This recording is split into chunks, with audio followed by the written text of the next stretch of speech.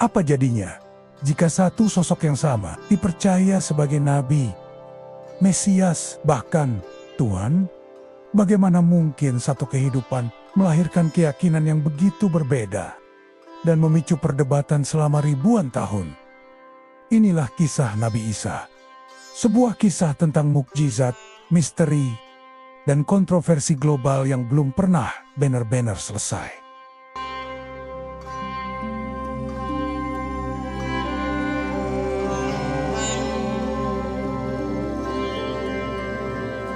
Awal yang mustahil dimulai dari kisah seorang wanita suci yang hidup dalam kesendirian dan ibadah. Namanya adalah Maryam. Dalam ketenangan hidupnya, sesuatu yang tak pernah terbayangkan terjadi. Tanpa sentuhan seorang pria, ia mengandung. Sebuah peristiwa yang bukan hanya melampaui logika manusia, tetapi juga mengguncang masyarakat pada masanya. Kelahiran itu bukan sekadar peristiwa biologis, melainkan tanda yang menantang pemahaman manusia tentang sebab dan akibat. Di tengah keraguan, tuduhan, dan tekanan dari lingkungan sekitar, Maryam membawa sebuah kenyataan yang tidak bisa dijelaskan dengan cara biasa. Namun, keajaiban tidak berhenti di sana. Bayi yang dilahirkannya, yaitu Nabi Isa, melakukan sesuatu yang bahkan hingga hari ini sulit diterima oleh akal. Dari dalam buayan, ia berbicara, bukan sekadar suara, tetapi pembelaan yang jelas dan tegas untuk ibunya, seolah menjawab semua keraguan yang ditujukan kepadanya. Peristiwa ini bukan hanya mengejutkan orang-orang pada saat itu, tetapi juga terus menjadi bahan renungan hingga sekarang. Apakah ini murni mukjizat yang melampaui hukum alam? Ataukah ada sesuatu yang belum mampu dipahami oleh manusia? Karena di titik ini, akal seakan mencapai batasnya. Dan pertanyaan yang tersisa bukan lagi bagaimana itu terjadi, melainkan apakah kita siap menerima bahwa tidak semua kebenaran harus tunduk pada logika.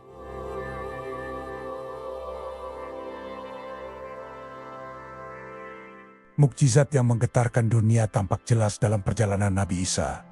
Dengan izin Tuhan, ia menyembuhkan yang buta, menghidupkan yang mati, dan bahkan membentuk burung dari tanah, lalu meniupkan kehidupan ke dalamnya. Keajaiban-keajaiban ini bukan hanya membuat manusia takjub, tetapi juga mengguncang batas pemahaman tentang apa yang dianggap mungkin. Namun, kehadirannya bukan semata untuk menunjukkan mukjizat. Nabi Isa datang membawa pesan yang jauh lebih dalam, yaitu ajaran tentang kasih, keimanan, dan ketaatan kepada Tuhan. Ia mengajak manusia untuk kembali kepada nilai-nilai spiritual, membersihkan hati, dan mendekatkan diri kepada Sang Pencipta. Tetapi justru di titik inilah konflik mulai muncul. Ketika kebenaran disampaikan, tidak semua orang siap menerimanya. Mukjizat yang seharusnya menjadi tanda, bagi sebagian orang berubah menjadi ancaman. Ajaran yang dibawa mulai dipertanyakan, ditolak, bahkan ditentang. Dan dari sinilah, kisah yang awalnya dipenuhi keajaiban perlahan, berubah menjadi perjalanan penuh ujian, penolakan, dan pertentangan yang semakin besar.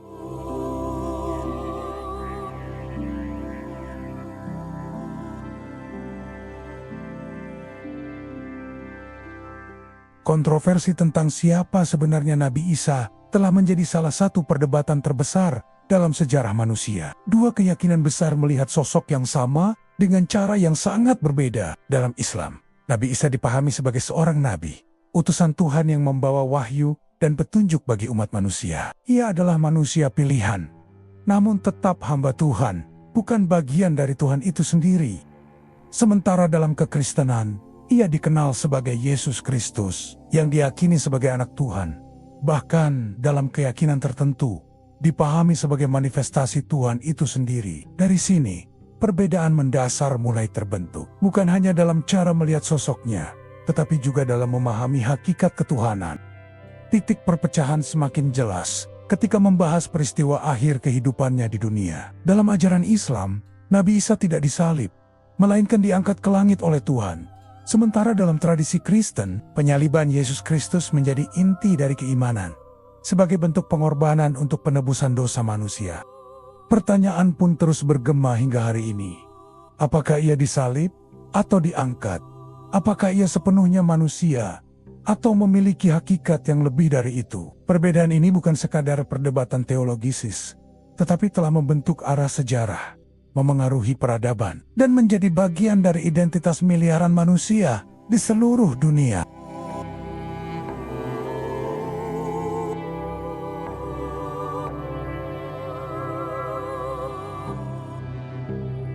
Di balik perbedaan pandangan tentang Nabi Isa dan Yesus Kristus, ada satu realita yang sering terlupakan. Setiap keyakinan memiliki sumber, sejarah, dan sudut pandangnya sendiri. Cara manusia memahami kebenaran tidak pernah benar-benar lepas dari latar belakang, tradisi, dan perjalanan panjang yang membentuknya. Perbedaan tidak selalu tentang siapa yang benar atau salah. Terkadang, perbedaan muncul karena cara pandang yang berbeda terhadap realitas yang sama. Apa yang dianggap sebagai kebenaran dalam satu perspektif bisa dipahami secara berbeda dalam perspektif lainnya. Bukan karena salah, tetapi karena pendekatan yang tidak sama. Disinilah refleksi menjadi penting. Mungkinkah kita sebenarnya sedang melihat cerita yang sama, tetapi dari sudut yang berbeda? Mungkinkah perbedaan itu bukan sekadar jurang pemisah, melainkan juga jendela untuk memahami betapa luasnya cara manusia memaknai kebenaran? Pada akornya, perbedaan tidak selalu harus diselesaikan, tetapi bisa juga dipahami. Karena dalam proses memahami itulah, manusia belajar untuk melihat lebih dalam. Tidak hanya tentang keyakinan orang lain, tetapi juga tentang keyakinannya sendiri.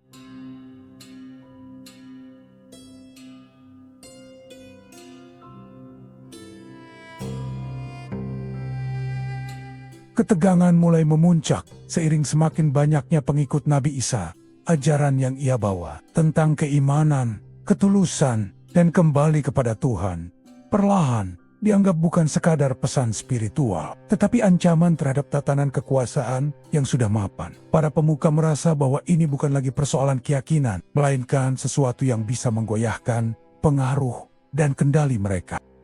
Di titik itulah, penolakan berubah menjadi rencana, bukan lagi sekadar perdebatan, tetapi langkah nyata untuk menghentikan apa yang dianggap berbahaya. Ketakutan melahirkan keputusan, dan keputusan melahirkan konspirasi.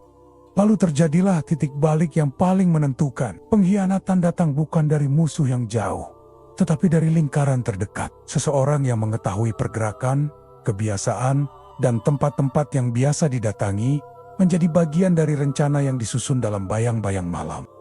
Malam itu menjadi salah satu malam paling menentukan dalam sejarah. Sebuah momen di mana takdir, kepercayaan, dan pengkhianatan bertemu dalam satu garis waktu yang sama. Namun justru disinilah misteri semakin dalam. Apa yang sebenarnya terjadi pada malam itu? Apakah rencana itu benar-benar berjalan seperti yang diharapkan?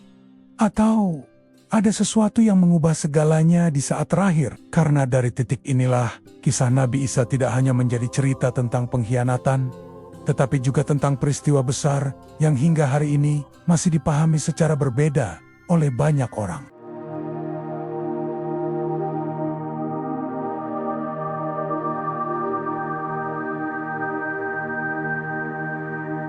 Misteri penyaliban menjadi salah satu titik paling kontroversial dalam sejarah tentang Nabi Isa.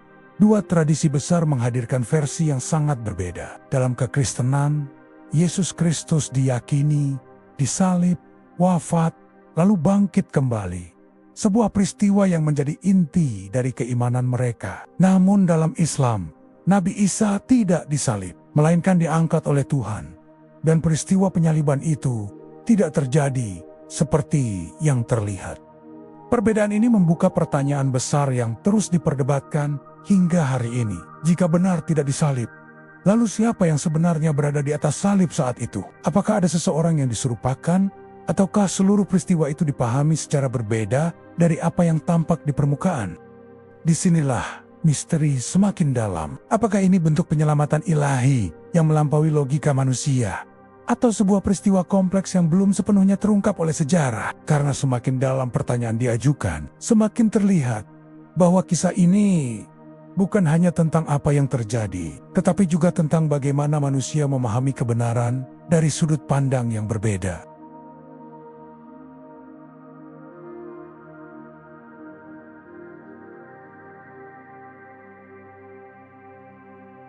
Jejak yang ditinggalkan oleh sosok ini begitu besar hingga melampaui zaman. Nabi Isa adalah salah satu dari sedikit tokoh dalam sejarah yang pengaruhnya masih terasa kuat hingga hari ini. Ajarannya membentuk peradaban, memengaruhi miliaran manusia, dan menjadi pusat dari dua keyakinan besar yang terus hidup dan berkembang di seluruh dunia. Dalam realitas modern, Yesus Kristus dikenal secara global sebagai figur sentral dalam kekristenan, dengan ajaran yang menjadi fondasi spiritual bagi banyak bangsa. Sementara itu, Nabi Isa tetap menjadi bagian penting dalam keimanan umat Islam, sebagai nabi yang membawa pesan tauhid dan tanda kebesaran Tuhan.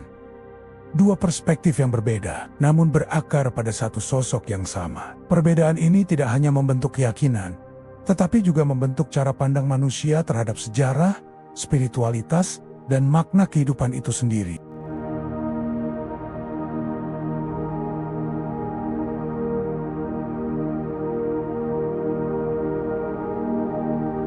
Keyakinan tentang akhir zaman menghadirkan satu titik temu yang jarang disadari banyak orang, baik dalam Islam maupun kekristenan.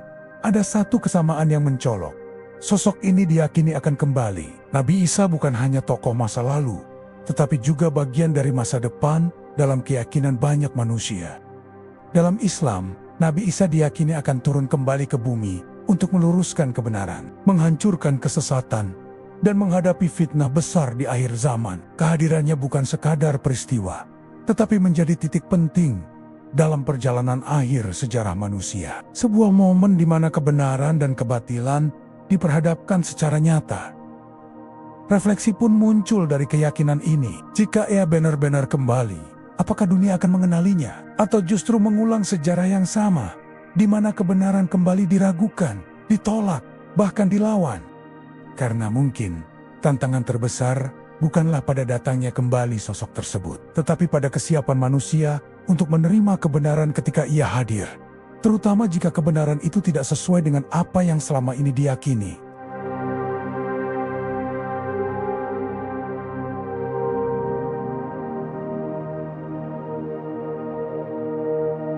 Semakin dalam kita menyelami kisah Nabi Isa, semakin terlihat bahwa yang muncul bukan hanya jawaban, tetapi juga pertanyaan-pertanyaan yang lebih besar. Kisah ini tidak berhenti pada siapa dirinya, atau apa yang terjadi di masa lalu, tetapi bergerak menuju sesuatu yang lebih mendasar.